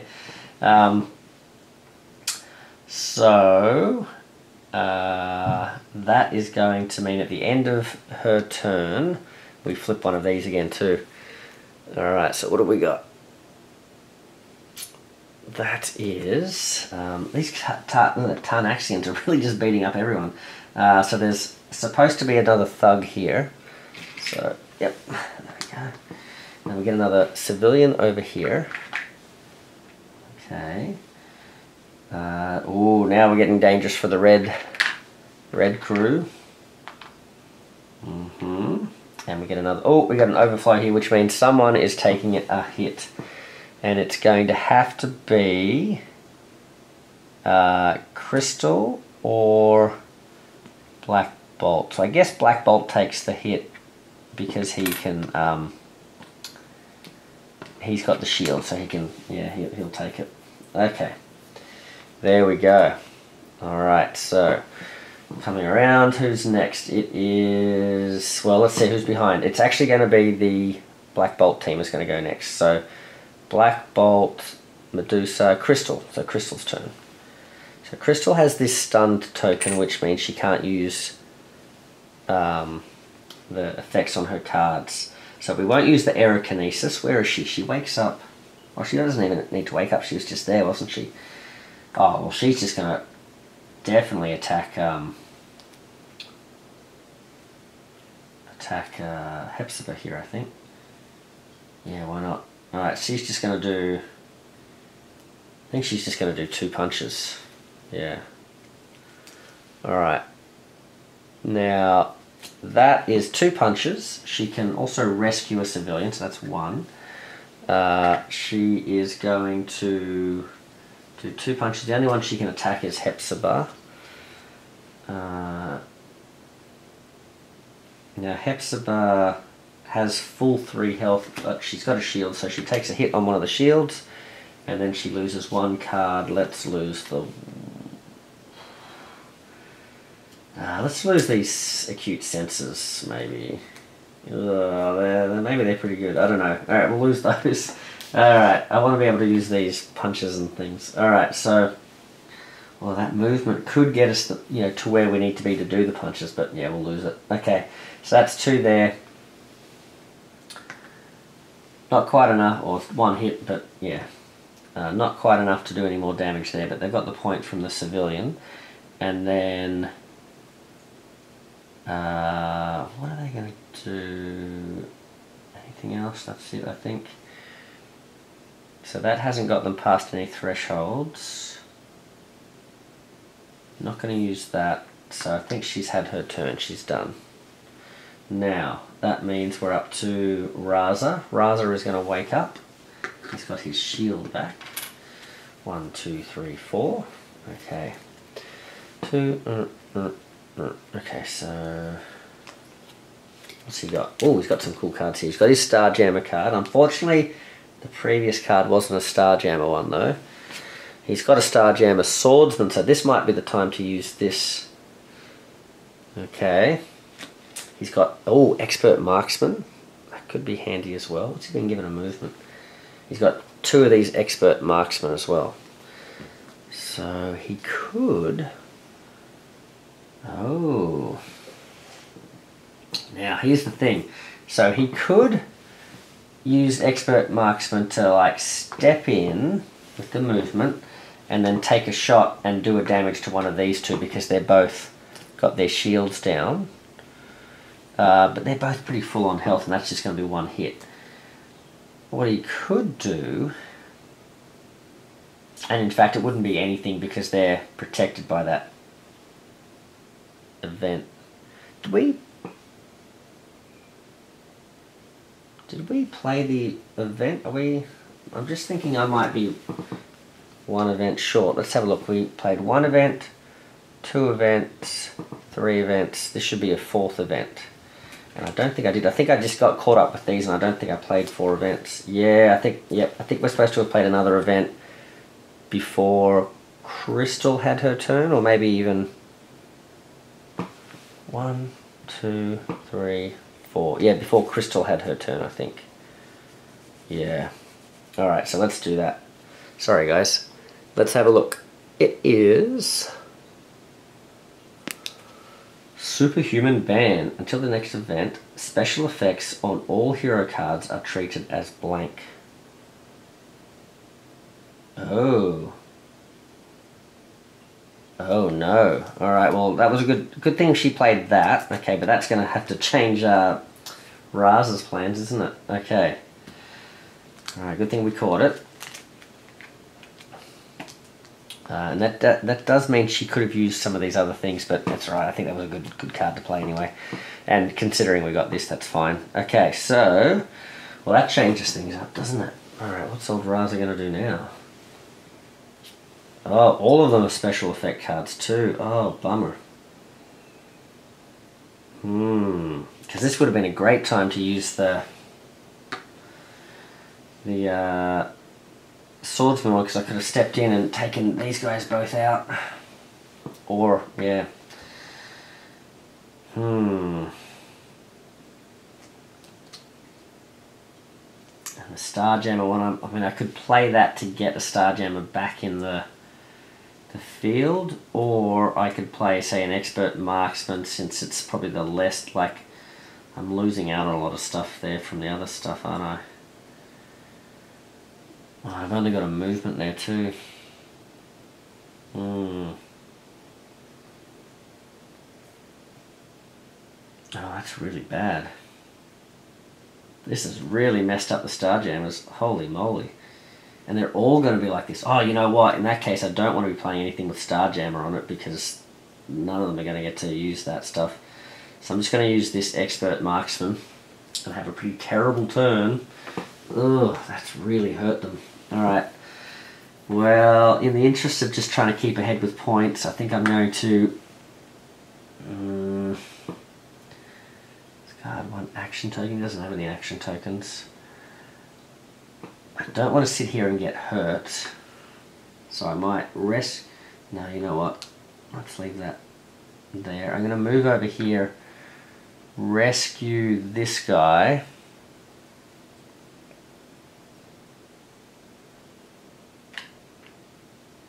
and that's it. So just getting us a point. There we go.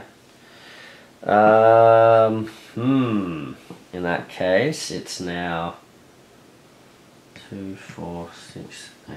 Yep. Oh, I keep doing this. That doesn't go there. There we go. 2, 4, 6, 8. 2, 8. That's 9. So yep. So 10. This is going to be Black Bolt. All right, Black Bolt. What are you up to? You're gonna do this. Oh, we've got this matter manipulation thingy. But again, that's not going to be very useful, is it? So we want to play something like... Oh, see, this is a good one. That's super useful for the Inhumans. Okay. Where are you, buddy? You're over here. So you've got... Oh, look at this. He's just about to wail on Hepzibah. Yeah, okay. Yes, absolutely. Okay, so he's about to clobber her, so... She is going to take 1, 2, well, basically 2 hits. She goes down. That's 1, 2, 3, 4, 5. Wow, they've already caught right back up almost. So these two go underneath. Okay, and so that was with the 2 hits. Then he's got a heroic and a wild. So he might...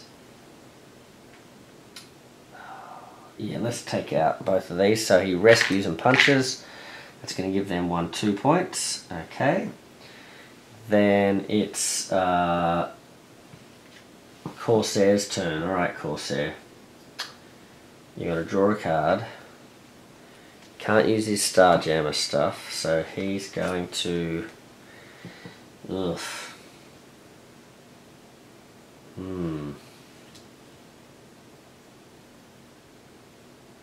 I wonder, what's he going to do? Maybe he beats a hasty retreat.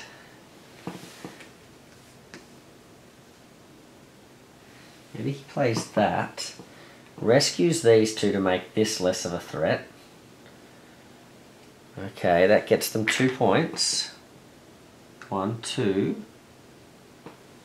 And then steps this way with his movement.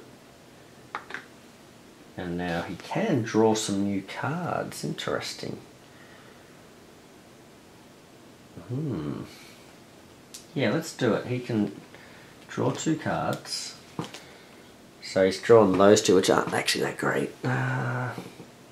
I think I'd actually rather keep what I've got, so yeah, we'll do that. Okay. Okay, but I think that's the end of the round. 2, 4, 6, 8, 10, yep. So we must, and 2, 4, 6, 8, 10, yep, must be. Now we're very close now, look at this. Okay, we're also getting pretty close to here as well. This could be, I'm not sure which way we're going to end it, but we have this coming up. The team that controls the most locations may give a wild token from the pool to one of their heroes, and that's just, and this one is not a thing that stays in play, so this one is just a straight up, this happens now, Project Lightning. So, and I believe that is the Inhumans.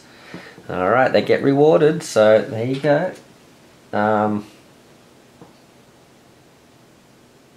Oh, now I wonder if there was supposed to be an overflow. I think maybe we did have we must have had an overflow at some point there. Well, not an overflow, but a green thing. So I'm going to give a token to probably, well, let's give it to Medusa because she's kind of far away and she could maybe use that to get where she needs to go. But let's have a look at some overflow stuff now. Yeah, because I'm pretty sure we would have had to do at least one of these, right? So 2 over here, which is unfortunate for the poor old Inhumans, but hey, look, they've been getting plenty of bonuses recently, so that's okay.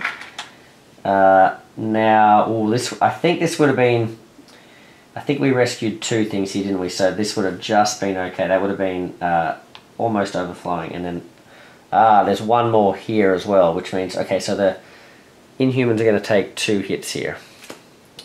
So they probably want to spread these out, right? They don't want to KO 2 people, so she might lose a single punch. That's Crystal. Okay, and fortunately Medusa is not available to take a hit because she's already KO'd, I believe, so Black Bolt will just lose the single punch because now we can start using our special cards again. Okay, and I think it is Medusa's turn because they are back up. They're slightly behind. 1, 2, 3, 4. And she gets her shield back. She's looking at you, Raza. Okay. 1, 2, 3, 4. Alright, she's got a single wild. She's been given a wild and a heroic there too. She's got a single wild. She's got that other wild token thing here too. Whoops. She's no longer stunned, I don't think. I don't even know if we sort of kept that going. Alright, we've got the Fantastic Four, which is like a move and a wild. Ooh, Queen of Inhumans. Another hero of your choice immediately performs a wild. Oh, interesting. And then she's got Trichokinesis. Defeat 2 thugs or rescue 2 civilians in your location. Oh. Whoa. You know what? I'm tempted. No, see, they're not in a spot where they can hit anyone. But I'm tempted to actually use... I was going to try and jump on Raza and do a lot of damage to him, but he's got essentially 4 damage, like 4 protection there. So I think what's better in their case is this is going to gain them 2 points. Plus, if she does a bunch of this, she can really protect them from getting hit here. So she can do... Oh, 1 action token to gain 2 action tokens of your choice. She could trade that wild in over here to get 2 tokens. Yeah, I think this is what she's going to do. So she's going to wake up. She's going to defeat... Let's defeat 2 thugs in this location. 2 points. 1, 2. Then she's going to move to this spot with the movement. And then she's going to rescue 1 and punch another. So that's another 2 points. 1, 2. Okay. That's all we need. Then because she's ending her turn in this location and she controls this location, she can trade the wild, which is pretty good having a wild, but she can get 2 things for it.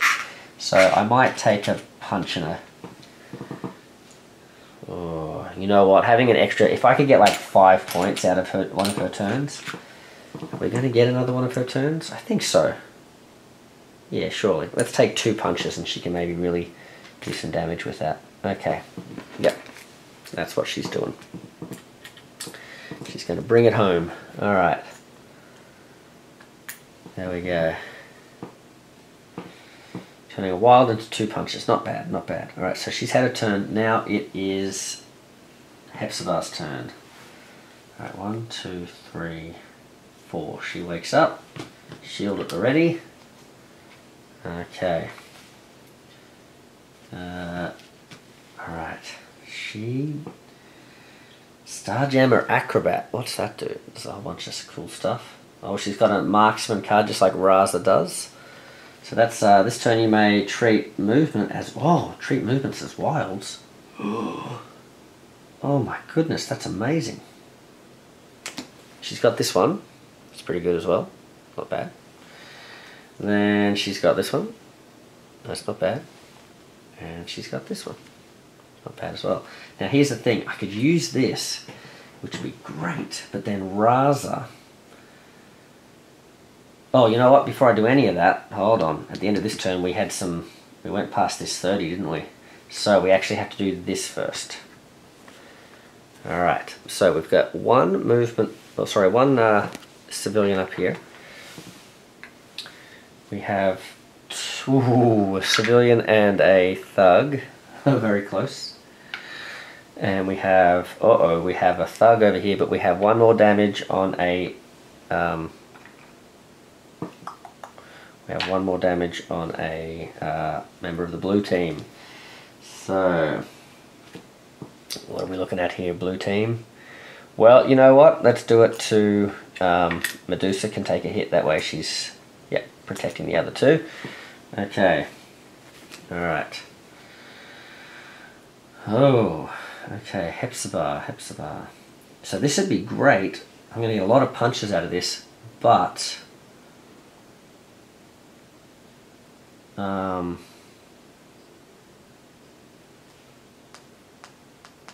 then Raza is only going to get a lot of movement, which isn't super great. So let's have a look. She wakes up. Crystal's on how many health? Oh. Okay, sorry folks. I think we just ran out of power there, but luckily I heard the little beep. So I think we were just basically deciding what to play with Hepzibah there. I've actually, in the meantime, while I'm waiting for the thing to recharge up, hopefully I've done enough, I've just sort of posed the characters in a few little spots for some photos and stuff, so, but they all should be in the same spot here. So I think what we're going to do, so I don't want to run out of time here, so I'm going to play this Acrobat card here. And the reason I want to do this, I think I could still take out one of these characters by playing, say, the Marksman card and giving Raza more to do in terms of punching, but I think I want him to be able to escape away from Medusa, who's got all these punches. And apologies there, that's the cat using the kitty litter there. He's dropped a bomb and I'm sort of choking over here, but now he's cleaning up after himself, so we'll see how we go. Now what we can do now is this Starjammer Acrobat card, we can now use all of our movement as wilds, and we've got a heroic, so I'm going to use that here to do 3 punches and a heroic. So we may as well... Oh, do I want to rescue this guy? Yeah, let's try and get as many points as we can. I don't know. We'll see how we go. That could be a mistake. So that gives us 1 point. And then... yeah, we'll see how we go. And then we'll do 2 more... yeah, 2 damage... on who do we want to damage here? Black Bolt, or I think we want to damage Black Bolt because he seems a bit more scary. So if we can cycle these cards back into his deck, that'd be great. So we'll hit him twice. He's got no shield. He's in this spot. We'll hit him for 2 punches here with the wilds here. He'd probably want this one on top, I guess. Or maybe that one, the leadership one, is actually pretty good. So he'd probably want that one on top, although I don't know that that's going to cycle back around now. So That was the whole point of taking him down. So he goes down, and then that gives us 1, 2, 3, 4, 5. And then we can deal 1 more damage with this one against Crystal. And Crystal actually might want the punch now, so she can maybe try and do some damage. So she'll put her aerokinesis one away, I think. So that's what she's going to do. Alright, so, because yeah, these guys didn't have any of these shields up. Okay, so, that was pretty good. Let's go with our remaining turn here. It's going to be it's going to be Crystal, speaking of Crystal, so she gets a turn. She draws Hydrokinesis. Okay, so she can punch against up to 3 different targets, split as you like in your and an adjacent location. Oh boy, that cat is really going for it right now. Right when I'm trying to get this done. Alright, so Hydrokinesis, we've got a movement, so we can punch against 3 different things. I guess we could get a lot of points for doing that. 3 different targets. We could get 3 points for doing that. Maybe we do that. Or do we just do the punch and then hope that Black Bolt can get some punches and finish someone off? They've all got shields though, don't they? Maybe they try and race up the track by getting tokens. Yeah, because they also need to reduce the numbers. So she's going to do that. So she can move twice. And where does she want to take these from? She wants to clear these spots. So actually maybe she goes 1, 2, and then she can help out 1, 2, 3. That's 3 punches. Punch against 3 different targets, up to 3. Oh, punch against up to 3 different targets. So she could have just attacked 1 target with that. But they do have their shields up. Maybe this is better. Okay, so she's going to do that. And that gives them 1, 2, 3 points. Now, actually, before that happened, we did hit one of these. I keep forgetting these, so this should have happened here. So we would have had a thug up here. We would have had a civilian over here. See, we could have got ourselves a free hit with that. We shot ourselves in the foot there, the Starjammers. We've got another thug here. Oh, and we've got a thug and a civilian here. Now, that would not have overflowed because we just took 1 thug out here. So that would not have overflowed, so that's okay. Alright, there we go. Alright, so it is now an event. This is the last event. Well, let's have a look. Hold on. These two. 1, 2, 4, 6, 8, 10. No, sorry, we've got 1 more Starjammer turn, and that is Raza's turn. So we did say Raza might want to escape from Medusa there. So he's got 2 movement. He's got a Starjammer Swordsman. He's got Expert Marksman. If he can get away, because we want to sort of avoid her double punches and stuff here that she might have. So can he get to Black Bolt's already being taken out? Can he get? Oh, see, Crystal's kind of put herself in her harm's way here, hasn't she? So because he can now. What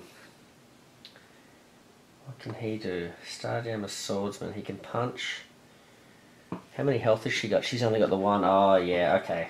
Yeah, they made a bad move here. Okay, so Starjammer. Yeah, let's do this. So he's going to move here. Then he's going to... So he can move 3. So he's going to move. He's going to punch a thug, get himself a point. He's red. Okay. Then if he does, he gets to punch again. So he's going to use that to punch Crystal. Crystal goes down. Okay, that's 5 points for them. 1, 2, 3, 4. Oh, they've hit the red 5. And then, so we're not even going to get to do the next event, I don't think. I think that might be it. and then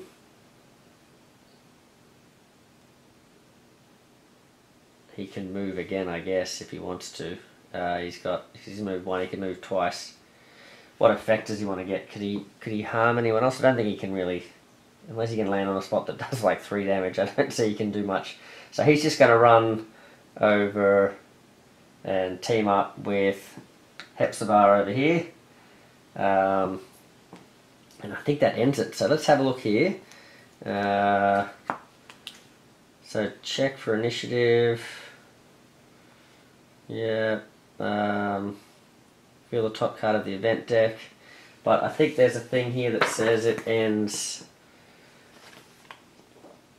if we hit 40 points. Winning the game. No, here we go. Round sequence.